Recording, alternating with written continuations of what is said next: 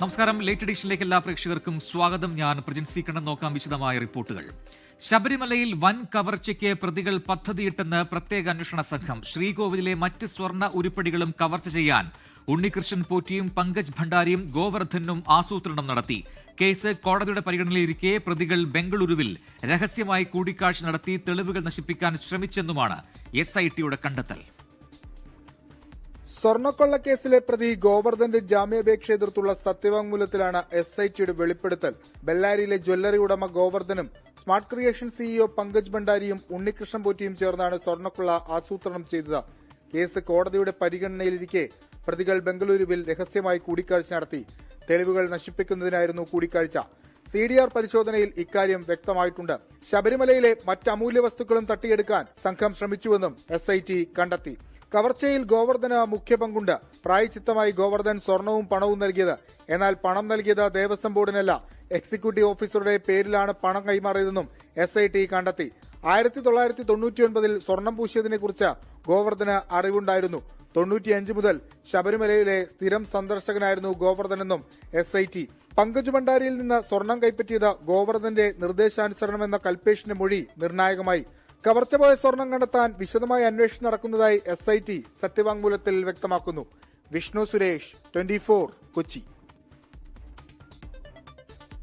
ശബരിമല സ്വർണ്ണക്കൊള്ളക്കേസിൽ തിരുവിതാംകൂർ ദേവസ്വം ബോർഡ് മുൻ president A. പത്മകുമാറിനെതിരെ കൂടുതൽ തെളിവുകളുമായി സ്പെഷ്യൽ ഇൻവെസ്റ്റിഗേഷൻ ടീം. ദേവസ്വം മിനിറ്റ്സിൽ A. പത്മകുമാർ ചെമ്പുപാളി എന്ന് തിരുത്തിയെഴുതിയത് മനഃപൂർവ്വമാണ്. കട്ടിളപ്പാളികൾ അറ്റകുറ്റപ്പണി നടത്താൻ ആവശ്യപ്പെട്ടത് തന്ത്രി എന്ന പത്മകുമാറിന്റെ വാദം തെറ്റാണ്. മഹസറിൽ തന്ത്രി ഒപ്പിട്ടെന്ന വാദത്തിനും തെളിവില്ല.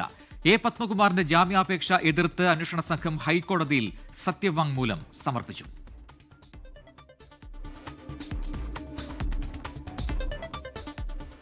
ഇപ്പോൾ ലഭിക്കുന്ന ഒരു വാർത്തയിലേക്ക്. തിരുവനന്തപുരത്ത് 75-കാരനെ കാണാനില്ല എന്ന് പരാതി. വെടിവെച്ചാൻ കോവിൽ ഭഗവതിനട സ്വദേശി മുകുന്ദൻ നായരെയാണ് ഇന്ന് രാവിലെ 9 മുതൽ കാണാതായത്. കുടുംബം നരുവാമൂട് പോലീസിൽ പരാതി നൽകി. മനീഷ് മഹിപാൽ തിരുവനന്തപുരത്ത് നിന്ന് ചേരുന്നു കൂടുതൽ വിവരങ്ങളുമായി. മനീഷ്, എന്താണ് ഇത് സംബന്ധിച്ച് കുടുംബം നൽകുന്ന വിശദാംശങ്ങൾ? എന്തെങ്കിലും അസുഖമോ അല്ലെങ്കിൽ മറ്റെന്തെങ്കിലും പ്രശ്നങ്ങളോ ഉള്ളയാളാണോ? എന്താണ് നമുക്ക് മനസ്സിലാക്കാൻ കഴിയുന്ന കാര്യങ്ങൾ?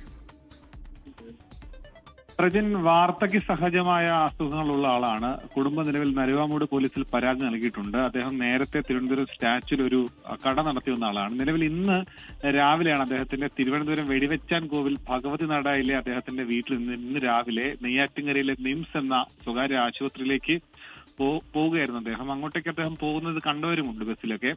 പക്ഷെ പിന്നീട് അദ്ദേഹം ഈ ആശുപത്രിയിലേക്ക് എത്തിയിട്ടില്ല. അദ്ദേഹം തിരികെ വീട്ടിലേക്ക് മടങ്ങി എത്തിയിട്ടുമില്ല. അങ്ങനെ അദ്ദേഹം എവിടെ പോയി എന്നുള്ള കാര്യം ഇന്ന് രാവിലെ മുതൽ കുടുംബം അന്വേഷിക്കുകയാണ്. വൈകിട്ടോടുകൂടി പോലീസിൽ പരാതി നൽകി. അദ്ദേഹത്തെ അവസാനമായി കാണുമ്പോൾ അദ്ദേഹത്തിന്റെ വേഷം വെള്ള മുണ്ടും വെള്ള ഷർട്ടും ആയിരുന്നു. അദ്ദേഹത്തിന്റെ തോളിൽ ഒരു വെള്ള തോർത്തുണ്ടായിരുന്നു. ഒപ്പം തന്നെ അദ്ദേഹത്തിന്റെ കാലിൽ നേരത്തെ ശസ്ത്രക്രിയ നടത്തിയതിന്റെ ഒരു പാടുണ്ട്. എന്തെങ്കിലും വിവരം ലഭിക്കുന്നവർ അദ്ദേഹത്തിന്റെ മകൻ സുനിൽ എന്നാണ് മകന്റെ പേര്. മകൻ സുനിലിനെ വിളിക്കണമെന്ന് അഭ്യർത്ഥിക്കുന്നു. അദ്ദേഹത്തിന്റെ മകൻ സുനിലിന്റെ നമ്പർ 93354781 എന്നാണ് അദ്ദേഹത്തിന്റെ ഈ മുകുന്ദൻ നായരുടെ മകൻ സുനിലിന്റെ ഫോൺ നമ്പർ അതാണ്. അതല്ലെങ്കിൽ ഈ നരുവാമൂട് പോലീസിൽ, തിരുവനന്തപുരം നരുവാമൂട് പോലീസിലെ വിവരം അറിയിക്കണമെന്നാണ് അഭ്യർത്ഥന. ശരി, മനീഷ് മഹിപാലാണ് തിരുവനന്തപുരത്ത് വിശദാംശങ്ങൾ നൽകിയത്. കേരളം നിയമസഭാ തെരഞ്ഞെടുപ്പ് ചൂടിലേക്ക്. ഏപ്രിൽ 2ാം വാരം ഒറ്റഘട്ടമായി തെരഞ്ഞെടുപ്പ് നടക്കുമെന്നാണ് സൂചന. അടുത്ത മാസം ആദ്യം കേന്ദ്ര തെരഞ്ഞെടുപ്പ് കമ്മീഷൻ കേരളത്തിലെത്തും. കേരളം ഉൾപ്പെടെ 5 സംസ്ഥാനങ്ങളാണ് നിയമസഭാ തെരഞ്ഞെടുപ്പിന് ഒരുങ്ങുന്നത്. നിയമസഭാ തെരഞ്ഞെടുപ്പ് നടക്കാനിരിക്കുന്ന കേരളം, തമിഴ്നാട്, പശ്ചിമബംഗാൾ, അസം, പുതുച്ചേരി സംസ്ഥാനങ്ങളിലെ സാഹചര്യങ്ങൾ സംബന്ധിച്ച് തെരഞ്ഞെടുപ്പ് കമ്മീഷന്റെ പ്രാഥമിക അവലോകനം പൂർത്തിയായി. മുഖ്യ തെരഞ്ഞെടുപ്പ് ഓഫീസർമാരുമായി കേന്ദ്ര ഡെപ്യൂട്ടി തെരഞ്ഞെടുപ്പ് കമ്മീഷണർ ചർച്ച നടത്തി. സംസ്ഥാനങ്ങളിലെ ക്രമസമാധാന സാഹചര്യമാണ് ആദ്യഘട്ടത്തിൽ വിലയിരുത്തിയത്. കേരളത്തിൽ ഏപ്രിൽ 2ാം വാരം തെരഞ്ഞെടുപ്പ് നടത്താനാണ് ആലോചന. ഒറ്റഘട്ടമായാകും തെരഞ്ഞെടുപ്പ്. മുഖ്യ തെരഞ്ഞെടുപ്പ് കമ്മീഷണർ ജ്ഞാനേഷ് കുമാറും കമ്മീഷണർമാരും അടുത്ത മാസം ആദ്യം കേരളത്തിലെത്തി ഒരുക്കങ്ങൾ വിലയിരുത്തും. രാഷ്ട്രീയ പാർട്ടികളുമായുള്ള ചർച്ചയ്ക്ക് ശേഷമാകും തെരഞ്ഞെടുപ്പ് തീയതി സംബന്ധിച്ച അന്തിമ തീരുമാനം. തമിഴ്നാട്ടിലും പുതുച്ചേരിയിലും ഒറ്റഘട്ടമായാകും തെരഞ്ഞെടുപ്പ്. അതേസമയം അസമിലും ബംഗാളിലും 3 ഘട്ടങ്ങളായി തെരഞ്ഞെടുപ്പ് നടത്താനാണ് ആലോചന. മെയ് 7-ന് മുൻപായി 5 സംസ്ഥാനങ്ങളിലെ തെരഞ്ഞെടുപ്പ് നടപടികൾ പൂർത്തിയാക്കേണ്ടതുണ്ട്. മാർച്ചിൽ തെരഞ്ഞെടുപ്പ് വിജ്ഞാപനമിറക്കും. മെയ് ആദ്യമാകും വോട്ടെണ്ണൽ. 24, ഡൽഹി. കഴിഞ്ഞ നിയമസഭാ തെരഞ്ഞെടുപ്പിൽ നടപ്പാക്കിയ ടേം വ്യവസ്ഥ പുനഃപരിശോധിക്കാൻ CPIM വിജയസാധ്യത കണക്കിലെടുത്ത് MLA-മാർക്ക് ഇളവ് നൽകിയേക്കും. പാർട്ടിയെ നയിക്കാൻ വീണ്ടും എത്തുന്ന മുഖ്യമന്ത്രി പിണറായി വിജയൻ മൂന്നാം തവണയും ധർമ്മടത്ത് മത്സരിക്കും. ഇതിനിടെ ആറന്മുളയിൽ വീണ ജോർജും കോന്നിയിൽ KU ജനീഷ് കുമാറും മത്സരിക്കുമെന്ന് ഉറപ്പായി. ഭരണ തുടർച്ചയുണ്ടാകണമെങ്കിൽ കർശനമായ തവണ വ്യവസ്ഥകൾ ഒഴിവാക്കണമെന്നതാണ് CPIM നേതാക്കൾക്കിടയിലെ വിലയിരുത്തൽ. MLA സ്ഥാനത്ത് 2 ടേം, മന്ത്രിസ്ഥാനത്ത് 1 ടേം എന്നായിരുന്നു CPIM തീരുമാനം. ഇപ്പോൾ സാഹചര്യം മാറി. പല മണ്ഡലങ്ങളിലും വിജയമുറപ്പിക്കാൻ സിറ്റിംഗ് MLA-മാർ മത്സരിച്ചേക്കും. മുഖ്യമന്ത്രി പിണറായി വിജയൻ ധർമ്മടത്ത് മൂന്നാം തവണ മത്സരത്തിനിറങ്ങും. LDF കൺവീനർ TP രാമകൃഷ്ണൻ പേരാമ്പ്രയിലും കേന്ദ്ര കമ്മിറ്റി അംഗം KK ശൈലജ മട്ടന്നൂരിലും മത്സരിച്ചേക്കും. ടേം വ്യവസ്ഥ ഒഴിവാക്കണോ എന്നത് ആലോചിക്കുമെന്ന് CPIM നേതാവ് AK ബാലൻ. അനിവാര്യമായ സാഹചര്യത്തിൽ ഇപ്പോൾ ബഹുമാനപ്പെട്ട CM മത്സരിക്കുന്നുണ്ടെങ്കിൽ അത് എക്സംഷൻ ആവശ്യമായിട്ട് വരും. അനിവാര്യമായിട്ടുള്ള സ്ഥിതി ഉണ്ടാകുമ്പോൾ എക്സംഷൻ കൊടുക്കും. പക്ഷേ പൊതുവിൽ 2 പ്രാവശ്യം മത്സരിച്ച ആൾക്കാർ മത്സരിക്കണ്ട എന്നുള്ളതാണ്. ഇതിനിടെ വീണ ജോർജും KU ജനീഷ് കുമാറും വീണ്ടും മത്സരിക്കുമെന്ന പത്തനംതിട്ട ജില്ലാ സെക്രട്ടറി രാജു എബ്രഹാം പ്രതികരിച്ചു. ഇരുവരും പൊതു സ്വീകാര്യർ. പാർട്ടി സംസ്ഥാന കമ്മിറ്റിയുടെ തീരുമാനമാണ്. മത്സരിക്കാൻ പറഞ്ഞാൽ മത്സരിക്കണം, മത്സരിക്കണ്ട എന്ന് പറഞ്ഞാൽ മത്സരിക്കണ്ട. പാർട്ടി തീരുമാനമാണ് അന്തിമം. തീർച്ചയായിട്ടും ഇവർ ജനപ്രിയരായ നേതാക്കന്മാരും ജനപ്രതിനിധികളുമായി പ്രവർത്തിക്കുന്നു എന്നുള്ളതാണ് ഏറ്റവും അഭിമാനകരമായ കാര്യം. വീണ ജോർജ് തീർച്ചയായിട്ടും ജനങ്ങൾ ജയിപ്പിച്ചിരിക്കും. സീറ്റ് നിർണയത്തിൽ LDF-ൽ ചർച്ചകൾ തുടങ്ങിയിട്ടുണ്ട്. കേരള കോൺഗ്രസ് എമ്മിൽ നിന്ന് പെരുമ്പാവൂർ സീറ്റ് ഏറ്റെടുക്കണമെന്ന് CPIM-ൽ ആവശ്യമുയർന്നു. ഇടതുമുന്നണിക്ക് ഭരണം 3ാം ടേമിലേക്ക് കടക്കണമെങ്കിൽ MLA-മാർക്ക് 2ഉം മന്ത്രിമാർക്ക് 1ഉം നിശ്ചയിച്ച ടേമുകൾ എടുത്തുമാറ്റണമെന്നതാണ് പാർട്ടിക്കകത്തു നിന്നും ഉയരുന്ന ആവശ്യം. പാർട്ടി സെക്രട്ടേറിയറ്റ് ഔദ്യോഗികമായി ഇക്കാര്യം അടുത്തുതന്നെ ചർച്ച ചെയ്ത് തീരുമാനമെടുക്കും. കോഴിക്കോട് നിന്നും ദീപക് ധർമ്മടം, 24. നിയമസഭാ തെരഞ്ഞെടുപ്പിൽ പത്തനാപുരത്ത് തന്നെ മത്സരിക്കുമെന്ന് മന്ത്രി KB ഗണേഷ് കുമാർ. വിജയക്കുതിപ്പ് തുടരുമെന്നും KB ഗണേഷ് കുമാർ പറഞ്ഞു. ഞാൻ പത്തനാപുരത്തുകാരനല്ലേ, ഞാൻ പത്തനാപുരത്ത് തന്നെ മത്സരിക്കും, വൻ ഭൂരിപക്ഷത്തോട് ജയിക്കും. നമുക്ക് ഒരു ആശങ്കയും വേണ്ട. പത്തനാപുരത്തുകാരെ എനിക്ക് നല്ല വിശ്വാസമാണ്. പത്തനാപുരത്തുകാർക്ക് ഞാനില്ലാതെ പറ്റില്ല, എനിക്ക് പത്തനാപുരത്തുകാരില്ലാതെയും പറ്റില്ല. ഞങ്ങൾ അതിനൊന്നും ഒരു സംശയമില്ല. അതിനൊക്കെ ചോദ്യം ചോദിക്കേണ്ട കാര്യമില്ല. അതങ്ങനെ അണ്ടർസ്റ്റുഡാണ്. പത്തനാപുരത്തുകാർക്കല്ലേ അഭിമാനം. KSRTC നല്ലൊരു നിലയിലേക്ക് വളർത്തിക്കൊണ്ടുവരുമ്പോൾ ഓരോ പത്തനാപുരത്തുകാരനും ഹൃദയത്തിനുള്ളിൽ ഏറ്റവും അഭിമാനം തോന്നുന്ന മുഹൂർത്തമാണ്. അവരുടെ MLA ആണ്, അവരെ മന്ത്രിയാണ്, അവർ MLA ആക്കി അവർ മന്ത്രിയാക്കിയ ഒരാളാണ് KSRTCയെ നന്മയിലേക്ക് നയിക്കുന്നു പറയുമ്പോൾ പത്തനാപുരത്തുകാർക്ക്, ലോകമെമ്പാടുമുള്ള പത്തനാപുരത്തുകാർക്ക് അഭിമാനം തന്നെയാണ്. UDF-ലെ സീറ്റ് വിഭജന ചർച്ചകൾക്ക് ഉടൻ തുടക്കമാകും. സ്ഥാനാർത്ഥി നിർണയത്തിലും സീറ്റുകൾ കൈമാറുന്നതിലും മുന്നണിയിലും പാർട്ടികളിലും ചർച്ചകൾ സജീവമായി. കളമശ്ശേരി, ഇടുക്കി സീറ്റുകൾ ഘടകകക്ഷികൾ വിട്ടുനൽകണമെന്നാണ് DCC-കളുടെ ആവശ്യം. കൽപ്പറ്റയും പട്ടാമ്പിയും വേണമെന്നാണ് മുസ്ലിം ലീഗിന്റെ ആവശ്യം. ഈ മാസം 15-നകം സീറ്റ് വിഭജനം സംബന്ധിച്ച് ധാരണയാക്കാനാണ് UDF ആലോചന. ഇതിനു മുന്നേ ആവശ്യങ്ങൾ പരമാവധി മുന്നണി നേതൃത്വത്തെ അറിയിക്കുകയാണ് പാർട്ടികൾ. എറണാകുളം കളമശ്ശേരി സീറ്റ് മുസ്ലിം ലീഗിൽ നിന്ന് ഏറ്റെടുക്കണമെന്നാണ് കോൺഗ്രസ് ജില്ലാ നേതൃത്വത്തിന്റെ ആവശ്യം. പകരം കൊച്ചി വെച്ചു മാറാനാണ് ആലോചന. ഇടുക്കി സീറ്റ് കേരള കോൺഗ്രസ് ജോസഫിൽ നിന്ന് ഏറ്റെടുക്കണമെന്ന് DCC KPCC അറിയിച്ചു. വയനാട് കൽപ്പറ്റ സീറ്റ് വിട്ടു നൽകാൻ കോൺഗ്രസിനോട് ആവശ്യമുന്നയിക്കണമെന്ന് ലീഗ് പ്രവർത്തക സമിതിയിൽ അഭിപ്രായമുയർന്നു. പാലക്കാട് കൊങ്ങാടിന് പകരം പട്ടാമ്പി വേണമെന്നും മുസ്ലിം ലീഗ് ആവശ്യപ്പെടും. മത്സരിക്കുകയാണെങ്കിൽ കൊല്ലം ചവറയിൽ തന്നെയായിരിക്കുമെന്ന് RSP സംസ്ഥാന സെക്രട്ടറി ഷിബു ബേബി ജോൺ 24-നോട് പറഞ്ഞു. RSPയെ സംബന്ധിച്ചിടത്തോളം ആ സീറ്റ് വീണ്ടെടുക്കുക RSPയുടെ ഒരു എക്സിസ്റ്റൻസിൻ്റെ ആവശ്യമായി ഞങ്ങൾ കാണുകയാണ്. അതിനാവശ്യമായിട്ടുള്ള നടപടിക്രമങ്ങളും പ്രവർത്തനങ്ങളുമായി അവിടുത്തെ പാർട്ടി ഘടകങ്ങൾ വളരെ മുന്നേ തന്നെ മുന്നോട്ട് പോയിട്ടുണ്ട്. അതിനിയുള്ള ദിവസങ്ങൾ ഊർജിതപ്പെടുത്തി മുന്നോട്ട് പോകും. കോൺഗ്രസിൽ സ്ഥാനാർത്ഥി ചർച്ചകൾ സജീവമായി. ഉമ്മൻചാണ്ടിയുടെ മകൾ മറിയ ഉമ്മനും മത്സരരംഗത്തേക്ക് എത്താൻ സാധ്യതയുണ്ട്. ചെങ്ങന്നൂർ, ആറന്മുള, കാഞ്ഞിരപ്പള്ളി എന്നീ മണ്ഡലങ്ങളിലാണ് പരിഗണിക്കുന്നത്. എന്നാൽ റിപ്പോർട്ടുകൾ ചാണ്ടി ഉമ്മൻ നിഷേധിച്ചു. താൻ മത്സരിക്കുന്നതിൽ പാർട്ടി തീരുമാനമെടുക്കുമെന്നും ചാണ്ടി ഉമ്മൻ. UDF ജയിച്ചിരിക്കും, അതിൽ സംശയമൊന്നുമില്ല. എങ്ങനെയാണ് അപ്പോൾ മത്സരരംഗത്തുണ്ടാവും? അതെല്ലാം പാർട്ടിയാണ് തീരുമാനിക്കേണ്ടത്. എറണാകുളം തൃപ്പൂണിത്തുറയിൽ K ബാബു മാറുകയാണെങ്കിൽ M ലിജുവിനാണ് കോൺഗ്രസിൽ സാധ്യത. സംഘടനയ്ക്ക് പുറത്തുള്ള സർപ്രൈസ് സ്ഥാനാർത്ഥി വേണ്ടെന്നാണ് പൊതുവികാരം. 24 കൊച്ചി. കൊല്ലം കോർപ്പറേഷനിലെ തിരിച്ചടിക്ക് കാരണം പൊതുസമ്മതനല്ലാത്ത വ്യക്തിയെ മേയർ സ്ഥാനാർത്ഥിയായി ഉയർത്തിക്കാട്ടിയതെന്ന് CPIM റിപ്പോർട്ട്. തദ്ദേശ തെരഞ്ഞെടുപ്പ് തിരിച്ചടി സംബന്ധിച്ച ജില്ലാ കമ്മിറ്റി റിപ്പോർട്ടിലാണ് പരാമർശം.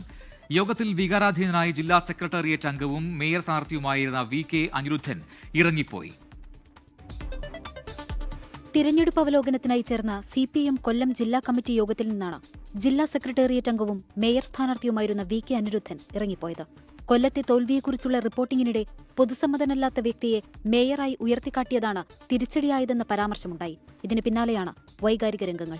അധികാരം തേടിയല്ല താൻ CPMൽ ചേർന്നതെന്നും നാടകവും സാംബശിവന്റെ കഥാപ്രസംഗവും കണ്ടാണ് പാർട്ടി പ്രവർത്തനം തുടങ്ങിയതെന്നുമായിരുന്നു VK അനിരുദ്ധന്റെ മറുപടി. പാർട്ടിയാണ് തനിക്കെല്ലാം, പാർട്ടി പറഞ്ഞതുകൊണ്ട് മാത്രമാണ് താൻ മത്സരിച്ചതെന്നും വികാരാധീനനായി VK അനിരുദ്ധൻ ജില്ലാ കമ്മിറ്റി യോഗത്തിൽ പറഞ്ഞു. പിന്നാലെ CPM സംസ്ഥാന സെക്രട്ടറി MV ഗോവിന്ദൻ പങ്കെടുത്ത ജില്ലാ കമ്മിറ്റി യോഗത്തിൽ നിന്ന് VK അനിരുദ്ധൻ ഇറങ്ങിപ്പോവുകയായിരുന്നു. നേതാക്കൾ ഇടപെട്ട് VK അനിരുദ്ധനെ അനുനയിപ്പിക്കാൻ ശ്രമിച്ചെങ്കിലും ഫലമുണ്ടായില്ല. 24 കൊല്ലം. തിരുവനന്തപുരം നേമത്തെ സ്ഥാനാർത്ഥിത്വവുമായി ബന്ധപ്പെട്ട് എല്ലാ കാര്യവും താൻ വിശദീകരിച്ചതാണെന്ന് മന്ത്രി V ശിവൻകുട്ടി. BJPയുടെ അക്കൗണ്ട് നേമത്ത് ക്ലോസ് ചെയ്തുവെന്നും അതിനി തുറക്കില്ലെന്നും V ശിവൻകുട്ടി പറഞ്ഞു. CPIM-ഉം BJPയും തമ്മിൽ സഖ്യമുണ്ടെന്നും നേമത്ത് മത്സരിക്കാനില്ലെന്ന ശിവൻകുട്ടിയുടെ പ്രസ്താവനയിൽ അന്തർധാര അനുഭവപ്പെടുന്നു എന്നുമായിരുന്നു കോൺഗ്രസ് നേതാവ് K മുരളീധരന്റെ പ്രതികരണം. അക്കൗണ്ട് കേരളത്തിൽ നേമത്ത് ക്ലോസ് ചെയ്തു. അത് വീണ്ടും ഓപ്പൺ ചെയ്യാനുള്ള സാധ്യത ഇല്ല. രാഷ്ട്രീയ സാഹചര്യം മാറിയെങ്കിലും നേമത്തെ അക്കൗണ്ട് ഓപ്പൺ ചെയ്യാൻ പ്രയാസമാണ്. നേമത്ത് മത്സരിക്കാനില്ല എന്ന് ശിവൻകുട്ടി, വട്ടിയൂർക്കാവിൽ മാത്രമേ മത്സരിക്കൂ എന്ന് സുരേന്ദ്രൻ. ഇത് തമ്മിലൊരു അന്തർധാര ഞങ്ങൾ കാണുന്നുണ്ട്. കാസർഗോഡ് ജില്ലയിലെ A ക്ലാസ് മണ്ഡലങ്ങൾ കൂടി BJP സംസ്ഥാന നേതാക്കൾ പരിഗണിക്കണമെന്ന് ജില്ലാ പ്രസിഡന്റ് ML അശ്വിനി. K സുരേന്ദ്രനെ പോലുള്ള നേതാക്കൾ എത്തിയാൽ മഞ്ചേശ്വരവും കാസർഗോഡും ഉൾപ്പെടെയുള്ള മണ്ഡലങ്ങൾ BJPക്കൊപ്പം നിൽക്കുമെന്നാണ് പ്രതികരണം. ഇതിനിടെ വട്ടിയൂർക്കാവ് മണ്ഡലത്തിൽ സ്ഥാനാർത്ഥിയാകാൻ BJP നേതൃത്വത്തെ നടൻ G കൃഷ്ണകുമാർ സന്നദ്ധത അറിയിച്ചു. BJP നേതാക്കളായ KG മാരാരും CK പത്മനാഭനും K സുരേന്ദ്രനും മത്സരിച്ച് ശ്രദ്ധേയമായ മണ്ഡലമാണ് മഞ്ചേശ്വരം. 1987 മുതലുള്ള തിരഞ്ഞെടുപ്പുകളിൽ മണ്ഡലത്തിൽ BJP നിർണായക സ്വാധീനമാണ്. 2016 89 വോട്ടുകൾക്കും 2021 745 വോട്ടുകൾക്കും BJP മുൻ സംസ്ഥാന അധ്യക്ഷൻ K സുരേന്ദ്രൻ മണ്ഡലത്തിൽ പരാജയപ്പെട്ടു. മഞ്ചേശ്വരത്തിനൊപ്പം പാർട്ടി A ക്ലാസ് മണ്ഡലമായി പരിഗണിക്കപ്പെടുന്ന മറ്റൊരു മണ്ഡലമാണ് കാസർഗോഡ്. ഈ രണ്ട് മണ്ഡലങ്ങളിലും സെലിബ്രിറ്റികളായ സംസ്ഥാന നേതാക്കളെ പരിഗണിക്കണമെന്ന് BJP ജില്ലാ പ്രസിഡന്റ് ML അശ്വിനി. നമുക്ക് എപ്പോഴും മഞ്ചേശ്വരം മണ്ഡലത്തിൽ സ്റ്റേറ്റ് ഘടകത്തിനാണ് ആൾക്കാർ വന്നുകൊണ്ടുണ്ടായതും, അതേപോലെ കാസർഗോഡ് മത്സരിച്ചിട്ടുണ്ട്. അപ്പോൾ ഈ പ്രാവശ്യം ഇങ്ങനെയുള്ള സെലിബ്രിറ്റികൾ വന്നു കഴിഞ്ഞെങ്കിൽ നമുക്ക് ജയിക്കാൻ സാധിക്കും. ജില്ലയിലെ വിഭാഗീയ പ്രവർത്തനങ്ങൾ തിരഞ്ഞെടുപ്പിനെ ബാധിക്കില്ലെന്നും താൻ ലോക്സഭയിൽ മത്സരിക്കുമ്പോഴും പാർട്ടിക്കുള്ളിൽ എതിർശബ്ദങ്ങൾ ഉണ്ടായിരുന്നെന്നും ML അശ്വിനി ചൂണ്ടിക്കാട്ടി. ഇതിനിടെ BJP ടിക്കറ്റിൽ വട്ടിയൂർക്കാവ് മണ്ഡലത്തിൽ മത്സരിക്കാനുള്ള സന്നദ്ധത അറിയിച്ച് നടൻ G കൃഷ്ണകുമാറും രംഗത്തെത്തി. കഴിഞ്ഞ തദ്ദേശ സ്വയംഭരണ തെരഞ്ഞെടുപ്പിൽ തന്നെ വട്ടിയൂർക്കാവ് കേന്ദ്രീകരിച്ച് പ്രവർത്തിക്കാനായിരുന്നു പറഞ്ഞിരുന്നത്. പരമാവധി എന്നാൽ കഴിയുന്നത് ഞാൻ പ്രവർത്തിച്ചു കൊടുത്തിട്ടുണ്ട്. പിന്നെ സ്വാഭാവികമായിട്ടും ഇപ്പം നമ്മുടെ പ്രവർത്തന മണ്ഡലമായ വട്ടിയൂർക്കാവിൽ മത്സരിക്കാൻ പറഞ്ഞാൽ ഏറ്റവും സന്തുഷ്ടനാവുന്ന ഒരു വ്യക്തികളൊന്നും ഞാൻ തന്നെയായിരിക്കും. അതിൽ യാതൊരു തർക്കവുമില്ല. വിജയസാധ്യതയുള്ള വട്ടിയൂർക്കാവ് മണ്ഡലത്തിൽ മത്സരിക്കാൻ BJPയിലെ മുതിർന്ന നേതാക്കൾ തയ്യാറെടുക്കുമ്പോഴാണ് G കൃഷ്ണകുമാറിന്റെ നീക്കം. 24 കാസർഗോഡ്, തിരുവനന്തപുരം. CPI സംസ്ഥാന സെക്രട്ടറി ബിനോയ് വിശ്വത്തിനെതിരെ ആഞ്ഞടിച്ച് CPIM പാലക്കാട് ജില്ലാ സെക്രട്ടേറിയറ്റ് അംഗം S അജയകുമാർ. ബിനോയ് വിശ്വം നാലാംകിട രാഷ്ട്രീയക്കാരനെ പോലെ പെരുമാറുന്നുവെന്നും ഇത്തരം ഉത്തരം താങ്ങുന്ന പല്ലിയുടെ മാനസികാവസ്ഥയാണ് CPIക്കെന്നുമാണ് വിമർശനം. S അജയകുമാറിന് മാനസിക വിഭ്രാന്തി എന്നാണ് CPI പാലക്കാട് ജില്ലാ സെക്രട്ടറി സുമലത മോഹൻദാസിന്റെ മറുപടി. വാർത്ത വരാൻ വേണ്ടി CPM-നെതിരായ എന്തെങ്കിലും പറയുന്നത് ബിനോയ് വിശ്വം ഒരു കലയാക്കി മാറ്റിക്കൊണ്ടിരിക്കുന്നു. ദീർഘകാലമായി CPIM CPI പോര് തുടരുന്ന പാലക്കാട് ഒറ്റപ്പാലത്തെ മണ്ണൂരിൽ CPIM പൊതുയോഗം ഉദ്ഘാടനം ചെയ്ത് സംസാരിക്കുകയായിരുന്നു S അജയകുമാർ. CPIക്കെതിരെയും രൂക്ഷ വിമർശനം. കേവലം 5% വോട്ട് മാത്രമാണ് ഈ കേരളത്തിൽ നിങ്ങൾക്കുള്ള ഒരു മണ്ഡലത്തിലും ഒറ്റയ്ക്ക് നിന്ന് ജയിക്കാൻ കെൽപ്പുള്ള ഒരു രാഷ്ട്രീയ പ്രസ്ഥാനമല്ല CPI. S അജയകുമാറിന് രൂക്ഷമായ മറുപടിയുമായി CPI പാലക്കാട് ജില്ലാ സെക്രട്ടറി സുമലത മോഹൻദാസ്. അദ്ദേഹത്തിന് എനിക്ക് തോന്നുന്നു മാനസിക വിഭ്രാന്തി ഉണ്ട്. അത് അദ്ദേഹം CPIM-ന്റെ ജില്ലാ നേതൃത്വമാണ് അദ്ദേഹത്തിന് അതിനെ തടയിടേണ്ടത് എന്നുള്ളതാണ് പറയാൻ. S അജയകുമാറിന്റെ പരാമർശത്തിൽ CPIM ജില്ലാ നേതൃത്വം ഇതുവരെ പ്രതികരിച്ചിട്ടില്ല. 24 പാലക്കാട്. PSLV C-62 വിക്ഷേപണം ഈ മാസം 12-ന് ശ്രീഹരിക്കോട്ട സതീഷ് ധവാൻ സ്പേസ് സെന്ററിലെ ഒന്നാം വിക്ഷേപണ തറയിൽ നിന്ന് രാവിലെ 10:17 റോക്കറ്റ് കുതിച്ചുയരും. ഇന്ത്യയുടെ റിമോട്ട് സെൻസിംഗ് മേഖലയിൽ വിപ്ലവകരമായ മാറ്റങ്ങൾ ലക്ഷ്യമിടുന്ന ഭൗമനിരീക്ഷണ ഉപഗ്രഹം EOS-N1 അന്വേഷ ഭ്രമണപഥത്തിലെത്തിക്കുകയാണ് ലക്ഷ്യം. ഇന്ത്യയിൽ നിന്നും വിദേശത്തു നിന്നുമുള്ള 18 പേലോഡുകളെയും PSLV ഭ്രമണപഥത്തിലെത്തിക്കും. കഴിഞ്ഞ തവണ 2025 മെയ് 18 PSLV വിക്ഷേപണം പരാജയപ്പെട്ടിരുന്നു.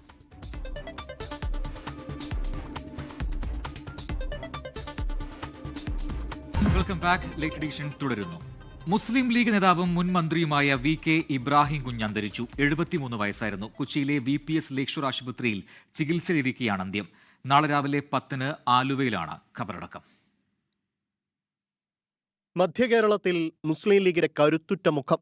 ജനപ്രതിനിധിയായും പാർട്ടി പദവികളിലും പതിറ്റാണ്ടുകളോളം അനുഭവ പരിചയം. ഇന്ന് ഉച്ചതിരിഞ്ഞ് 3:30 VK ഇബ്രാഹിം കുഞ്ഞിന്റെ അന്ത്യം. ഏറെ നാളായി അർബുദബാധിതനായി ചികിത്സയിലായിരുന്നു. കഴിഞ്ഞ ദിവസങ്ങളിൽ ആരോഗ്യനില വഷളായി. കൊച്ചി VPS ലേക്ഷോർ ആശുപത്രിയിൽ ചികിത്സയിലായിരുന്നു. മധ്യകേരളത്തിൽ മുസ്ലിം ലീഗിന്റെ ശബ്ദമായിരുന്നു VK ഇബ്രാഹിം കുഞ്ഞെന്ന മുഖ്യമന്ത്രി പിണറായി വിജയൻ അനുശോചിച്ചു. പാർട്ടിയുടെ ചരിത്രത്തിൽ പുതിയ അധ്യായം രചിച്ച നേതാവെന്ന് മുസ്ലിം ലീഗ് നേതാക്കൾ പറഞ്ഞു. അദ്ദേഹത്തിന്റെ വിയോഗം ഏറ്റവും ഇഷ്ടപ്പെട്ട ഒരു സുഹൃത്തിനെ നഷ്ടപ്പെട്ടതുപോലെ തന്നെ ഇഷ്ടപ്പെട്ട ഒരു കുടുംബാംഗത്തെ നഷ്ടപ്പെട്ടതുപോലെയാണ് ഞങ്ങൾക്കൊക്കെ തോന്നുന്നത്. പ്രിയ ഇബ്രാഹിം കുഞ്ഞ് സാഹിബിൻ്റെ നിര്യാണം നമ്മളെ എല്ലാവരെയും വളരെയധികം വേദനിപ്പിച്ചിട്ടുണ്ട്. രാഷ്ട്രീയത്തിലെ സൗമ്യമുഖമായിരുന്നു VK ഇബ്രാഹിം കുഞ്ഞെന്ന് നേതാക്കൾ അനുസ്മരിച്ചു. VK ഇബ്രാഹിം കുഞ്ഞ് ഞങ്ങൾക്ക് എല്ലാവർക്കും പ്രിയങ്കരനായ സഹപ്രവർത്തകനും ജ്യേഷ്ഠ സഹോദരനുമായിരുന്നു. VK ഇബ്രാഹിം കുഞ്ഞ് സാഹിബിൻ്റെ വേർപാട് ഞങ്ങൾക്ക് വലിയൊരു നഷ്ടം തന്നെയാണ്. പ്രിയപ്പെട്ട VK ഇബ്രാഹിം കുഞ്ഞിൻ്റെ വേർപാട് അങ്ങേയറ്റം ദുഃഖകരമാണ്. മന്ത്രി എന്ന നിലയ്ക്കും എറണാകുളം ജില്ലയിലെ UDFൻ്റെ ഒരു വലിയ അമരക്കാരൻ എന്ന നിലയ്ക്കും വലിയ സേവനമാണ് നടത്തിയിട്ടുള്ളത്. വലിയ അംഗീകാരം നേടിയ ഒരു നേതാവാണ് പ്രിയപ്പെട്ട ഇബ്രാഹിം കുഞ്ഞ് സാഹിബ്. അദ്ദേഹത്തിൻ്റെ വേർപാട് അങ്ങേയറ്റം ദുഃഖകരമാണ്. ഐക്യജനാധിപത്യ മുന്നണിക്ക് വലിയ നഷ്ടമാണ്. എല്ലാ രംഗത്തും അദ്ദേഹത്തിൻ്റെ കഴിവിൻ്റെ പരമാവധി പ്രവർത്തിക്കുകയും അദ്ദേഹത്തിൻ്റെ വേർപാട്ടിൽ ഞാൻ എല്ലാവരോടും കൂടി അനുശോചനത്തിൽ ഏർപ്പെടുന്നു. നാളെ രാവിലെ 10 ആലുവ ആലങ്ങാട് ജുമാ മസ്ജിദ് ഖബർസ്ഥാനിലാണ് ഖബറടക്കം. ആദരസൂചകമായി മുസ്ലിം ലീഗിന്റെയും പോഷക സംഘടനകളുടെയും 3 ദിവസത്തെ പൊതുപരിപാടികൾ മാറ്റിവെച്ചു. 24 കൊച്ചി. 2 തവണ UDF മന്ത്രിസഭകളിൽ അംഗമായിരുന്നു VK ഇബ്രാഹിം കുഞ്ഞ്. മധ്യകേരളത്തിൽ മുസ്ലിം ലീഗിന്റെ പ്രധാന മുഖം. സംസ്ഥാന ഹൈവേകളുടെയും ഫ്ളൈ ഓവറുകളുടെയും വികസനത്തിൽ നിർണായക പങ്ക് വഹിച്ചു. എന്നാൽ പാലാരിവട്ടം പാലം അഴിമതി കേസ് രാഷ്ട്രീയ ജീവിതത്തിൽ കരിനിഴൽ വീഴ്ത്തി.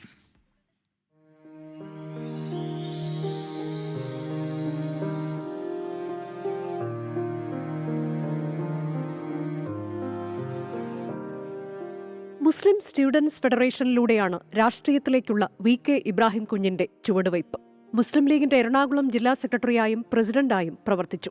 2001 മട്ടാഞ്ചേരി മണ്ഡലത്തിൽ നിന്ന് ആദ്യമായി നിയമസഭയിലേക്ക്. 2006 വീണ്ടും വിജയം. 2011 16 കളമശ്ശേരി മണ്ഡലത്തിൽ നിന്നാണ് ഇബ്രാഹിം കുഞ്ഞ് ജയിച്ചത്. 2005 ഐസ്ക്രീം പാർലർ ആരോപണത്തിൽ PK കുഞ്ഞാലിക്കുട്ടി രാജിവെച്ചപ്പോൾ ഉമ്മൻചാണ്ടി മന്ത്രിസഭയിലെത്തിയത് VK ഇബ്രാഹിം കുഞ്ഞ്. വ്യവസായ വകുപ്പിന്റെ ചുമതല. 2011-2016 കാലത്ത് 2ാം ഉമ്മൻചാണ്ടി സർക്കാരിൽ പൊതുമരാമത്ത് വകുപ്പ് മന്ത്രിയായി. 400 ദിവസം കൊണ്ട് 100 പാലങ്ങൾ നിർമ്മിക്കാനുള്ള വെല്ലുവിളി ഏറ്റെടുത്ത് നടപ്പിലാക്കിയത് ശ്രദ്ധേയ നേട്ടമായി. ടെൻഡറും പേയ്മെന്റും നടപ്പാക്കി. നിർമ്മാണ പ്രവർത്തനങ്ങളുടെ മേന്മ പരിശോധിക്കാൻ ക്വാളിറ്റി ലാബുകൾ സ്ഥാപിച്ചു. നഷ്ടപ്പെട്ട ലോകബാങ്ക് സഹായം കേരളത്തിന് വീണ്ടും ലഭ്യമാക്കിയതും ഇബ്രാഹിം കുഞ്ഞിന്റെ കാലത്ത്. ഹൈവേകളുടെയും പാലങ്ങളുടെയും ഫ്ളൈ ഓവറുകളുടെയും വികസനത്തിൽ നിർണായക പങ്ക് വഹിച്ചെങ്കിലും പാലാരിവട്ടം പാലം അഴിമതി രാഷ്ട്രീയ ജീവിതത്തിൽ തന്നെ വലിയ വെല്ലുവിളിയായി. അഴിമതി ആരോപണത്തിൽ ഇബ്രാഹിം കുഞ്ഞിനെ വിജിലൻസ് അറസ്റ്റ് ചെയ്തു. പാലാരിവട്ടം അഴിമതിയുമായി ബന്ധപ്പെട്ട് ചന്ദ്രിക ദിനപത്രത്തിന്റെ അക്കൗണ്ട് വഴി കള്ളപ്പണം വെളുപ്പിച്ചു എന്ന ആരോപണത്തിൽ എൻഫോഴ്സ്മെന്റ് ഡയറക്ടറേറ്റും ഇബ്രാഹിം കുഞ്ഞിനെതിരെ അന്വേഷണം നടത്തി.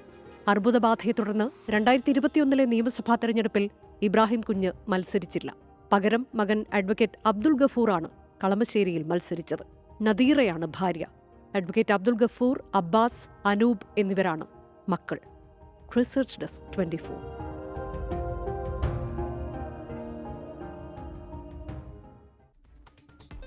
പുനർജനി പദ്ധതിയുമായി ബന്ധപ്പെട്ട വിജിലൻസ് റിപ്പോർട്ടിന്റെ കൂടുതൽ വിവരങ്ങൾ 24-ന്. പ്രതിപക്ഷ നേതാവ് വി.ഡി. സതീശനും മണപ്പാട്ട് ഫൗണ്ടേഷൻ തമ്മിൽ അവിശുദ്ധ ബന്ധമെന്നാണ് റിപ്പോർട്ടിലെ പരാമർശം. വി.ഡി. സതീശന്റെ വിദേശയാത്ര താമസ ചെലവുകൾ വഹിച്ചത് മണപ്പാട്ട് ഫൗണ്ടേഷനാണെന്ന് ചെയർമാൻ അമീർ അഹമ്മദ് മൊഴി നൽകിയിട്ടുണ്ടെന്നും വിജിലൻസ് റിപ്പോർട്ടിൽ പറയുന്നു. പ്രതിപക്ഷ നേതാവ് വി.ഡി. സതീശനും മണപ്പാട്ട് ഫൗണ്ടേഷനും തമ്മിൽ നടന്ന ഇടപാടുകളിൽ സംശയിക്കേണ്ട കാര്യങ്ങളുണ്ടെന്നാണ് വിജിലൻസിന്റെ കണ്ടെത്തൽ. ഒമാൻ എയർവേസ് നൽകിയ കോംപ്ലിമെന്ററി ടിക്കറ്റ് ഉപയോഗിച്ചാണ് വി.ഡി. സതീശൻ UK-യിലേക്ക് പോയതും തിരികെ വന്നതും. മണപ്പാട്ട് ഫൗണ്ടേഷൻ ചെയർമാൻ അമീർ അഹമ്മദാണ് സതീശന് വേണ്ടി കോംപ്ലിമെന്ററി ടിക്കറ്റ് തരപ്പെടുത്തിയത്. ഈ ടിക്കറ്റിന് ടാക്സ് അടച്ചിരിക്കുന്നത് മണപ്പാട്ട് ഫൗണ്ടേഷനാണ്. വി.ഡി. സതീശന്റെ UK-യിലെ താമസ സൗകര്യവും മറ്റ് ചെലവുകളും വഹിച്ചത് മണപ്പാട്ട് ഫൗണ്ടേഷനാണെന്ന് ചെയർമാൻ അമീർ അഹമ്മദ് വിജിലൻസിന് മൊഴി നൽകിയിട്ടുണ്ട്. UK യാത്രയ്ക്ക് പിന്നിൽ മണപ്പാട്ട് ഫൗണ്ടേഷൻ ചെയർമാൻ അമീർ അഹമ്മദും വി.ഡി. സതീശനും തമ്മിലുള്ള അവിശുദ്ധ കൂട്ടുകെട്ടും ഗൂഢാലോചനയും നടന്നുവെന്നാണ് വിജിലൻസ് സംശയിക്കുന്നത്. പുനർജനി സ്പെഷ്യൽ അക്കൗണ്ട് വഴിയും മണപ്പാട്ട് ഫൗണ്ടേഷന്റെ FCRA കറണ്ട് അക്കൗണ്ട് വഴിയും പണം സ്വരൂപിച്ചു. അതേസമയം UK-യിലെ മലയാളികളിൽ നിന്നും പണം സ്വരൂപിച്ച മിഡ്ലാൻഡ്സ് ഇന്റർനാഷണൽ എയ്ഡ് ട്രസ്റ്റും ആ പണം കേരളത്തിലേക്ക് അയച്ച മണപ്പാട്ട് ഫൗണ്ടേഷനും തമ്മിൽ യാതൊരുവിധ MOUവും ഒപ്പുവെച്ചിട്ടില്ല. സാധാരണഗതിയിൽ NGOകൾ തമ്മിൽ ഇത്തരം ഇടപാടുകളിൽ MOU ഒപ്പുവെക്കാറുണ്ടെന്നും വിജിലൻസ് വിലയിരുത്തുന്നു. 24 Thiruvananthapuram. Welcome back. Late edition അവസാന ഘട്ടത്തിലേക്ക്. വരുമാനത്തിൽ KSRTCക്ക് സർവകാല റെക്കോർഡ്. ഇന്നലത്തെ പ്രതിദിന വരുമാനം 13 കോടി രൂപ കടന്നു. രാജ്യത്തെ ഗതാഗത മേഖലയിൽ ആർക്കും കൈവരിക്കാൻ പറ്റാത്ത നേട്ടം KSRTC കൈവരിച്ചുവെന്ന് ഗതാഗത മന്ത്രി KB ഗണേഷ് കുമാർ പറഞ്ഞു. മോഹൻലാൽ KSRTCയുടെ ഗുഡ്വിൽ അംബാസിഡർ ആകുമെന്നും മന്ത്രി അറിയിച്ചു. ശബരിമല സീസണൊപ്പം ക്രിസ്മസ് അവധിക്ക് ശേഷമുള്ള ആദ്യ പ്രവൃത്തി ദിനം. അങ്ങനെ ഇന്നലെ KSRTC വരുമാനത്തിൽ ചരിത്രത്തിൽ ആദ്യമായി 13 കോടി രൂപ കടന്നു. ടിക്കറ്റ് വരുമാനത്തിൽ മാത്രം 12 കോടി 18 ലക്ഷം രൂപയാണ് ലഭിച്ചത്. 27,38,000-ലധികം യാത്രക്കാർ ഇന്നലെ KSRTCയെ ആശ്രയിച്ചു. 4,952 ബസ്സുകളാണ് സർവീസ് നടത്തിയത്. 1 കിലോമീറ്ററിന് 66 രൂപ 69 പൈസയാണ് കളക്ഷൻ ലഭിച്ചത്. ടിക്കറ്റ് ഇതര വരുമാനമായി 83,49,000 രൂപയും ലഭിച്ചു. ഇതോടെയാണ് ആകെ വരുമാനം 13 കോടി 1 ലക്ഷം രൂപ കടന്നത്. KSRTCയുടെ ചരിത്ര നേട്ടം എന്ന് പറയുന്നത് ഇന്ത്യയിലെ ട്രാൻസ്പോർട്ട് കോർപ്പറേഷനുകളിൽ ആർക്കും കൈവരിക്കാൻ കഴിയാത്ത നേട്ടമാണ്. ഈ തിങ്കളാഴ്ച KSRTCയുടെ കളക്ഷൻ ടിക്കറ്റ് വരുമാനം മാത്രം 12 കോടി 18 ലക്ഷം രൂപയിലേക്ക് വന്നു. കഴിഞ്ഞ മാസം 15-ന് 11 കോടി 53 ലക്ഷം രൂപ വരുമാനം ലഭിച്ചിരുന്നു. മികച്ച വരുമാനം നേടാൻ പരിശ്രമിച്ച KSRTC ജീവനക്കാരെ അഭിനന്ദിച്ചതിനൊപ്പം യാത്രക്കാർക്ക് മന്ത്രി KB ഗണേഷ് കുമാർ നന്ദിയും അറിയിച്ചു. 24 തിരുവനന്തപുരം. ഇതോടെ ലേറ്റ് എഡിഷൻ പൂർത്തിയാവുന്നു. Good night.